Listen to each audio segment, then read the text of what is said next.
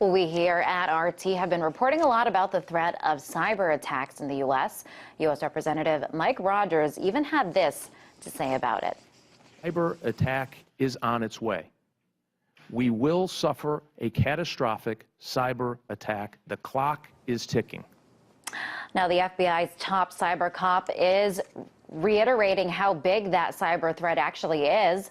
At a press conference yesterday, the cyber expert said companies need to radically change their computer networks to avoid national security and economic threats. Now, this comes after dozens of high-profile attacks by so-called hacktivists. Websites from the Department of Justice to Sony have been targeted, but it's not just hacktivists the U.S. is worried about. A computer security company said that 94% of the attacks done by Chinese hackers weren't noticed until a year after the information was stolen. So just how serious is the cyber threat? Here to talk more about this is internet activist and CEO of local SEO company, Greg Hausch. Welcome, Greg. So are hacktivists now becoming too sophisticated for the U.S. government? Yes. The big problem we have right now is that a lot of the hacks are coming out of countries like China, and they might not be state-sponsored, but the state doesn't seem to care too much to stop them. So beyond hackers here in the U.S., do you think that the U.S. should be even more worried about foreign threats? Absolutely. I mean, the big ones, the Lockheed Martins and, the groups like that we definitely don't want infiltrated by foreign governments are the specific targets that are getting infiltrated, and it's coming from foreign countries. So right now you're saying that these are not governments that are engaging in cyber warfare. It's individuals, but should the U.S. be worried that the threat will be taken to that next level? Who's to say that it isn't already? I mean, when you look at the sheer number of these that are going on from some of these countries, you have to expect that at least a few of them are state-sponsored. Now, the U.S. spends an enormous amount of money in defense spending, and now this is another type of defense. How can they be losing to hackers? Well, they've got a few problems. I mean, the first one is the easy one, that the type of talent, the type of hacker that's really good at this isn't the type of person who wants to go work for a government. So the talent level they're getting is usually less than the talent level that's out there actually trying to hack. Okay, that's a big problem. Not the type of person who wants to work for the government. Who is the type of person that they're dealing with then?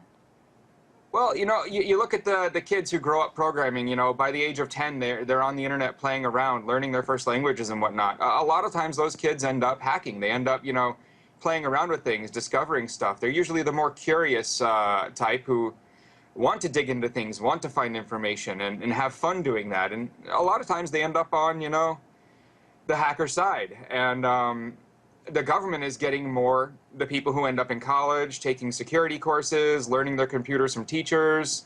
And there's a different level of respect for the computer. There's a different level of intelligence playing there. When you really care about something and you're willing to learn all these skills on your own, you're going to turn out a lot better than someone who just learned it in school. Now, do you think the government, they now know how sophisticated these hackers are. In order to battle it, do you think that they would want to get a hold of them and have them in turn work for the U.S. government? You see that at some of the conferences like DEF CON down in Las Vegas every year.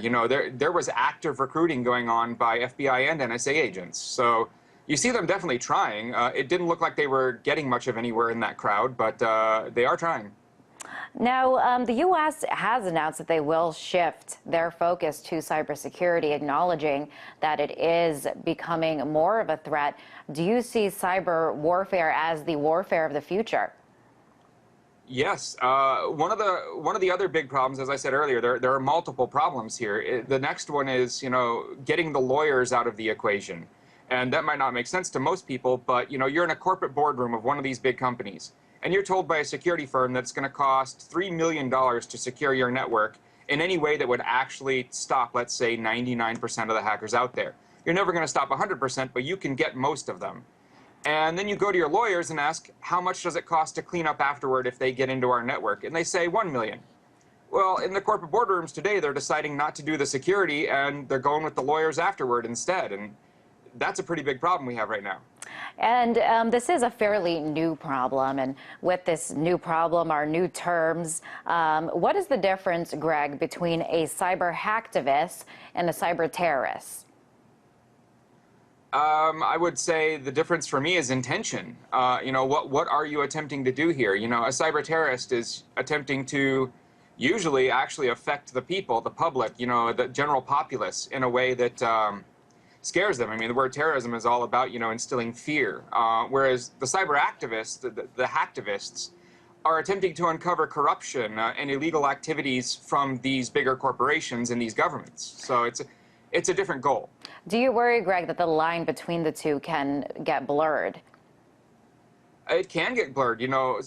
The amount of people with those skills, you're going to fall into having this trap where you've got people who are on both sides of it doing both of those things, and you end up around them all because, the same people who can hack into that government for some terrorist, ideal could also be the one who breaks into another company to reveal the illegal activities they're doing. So there's a lot of crossover. Now, Greg, earlier you said that the hackers, they won't work for the U.S. government. The U.S. government now acknowledging just how big that this problem really is. So if they can't turn to these expert hackers or like the top hackers, what then are the options? Well, the options really are doing as much security as you can do. The problem we have right now is they're not even doing a third of the security they could do. These corporations are leaving their networks wide open. They're leaving unpatched pieces of hardware that have 4- and 5-year-old operating systems on them still facing the internet. The basic security stuff isn't even being done. If the basics were being done, just the cheap, low-level stuff, 90% of the hacks happening today would stop. All right, Greg, pleasure to have you on the show. That was Greg Hausch, internet Thanks. activist and the CEO of Local SEO Company. Thanks.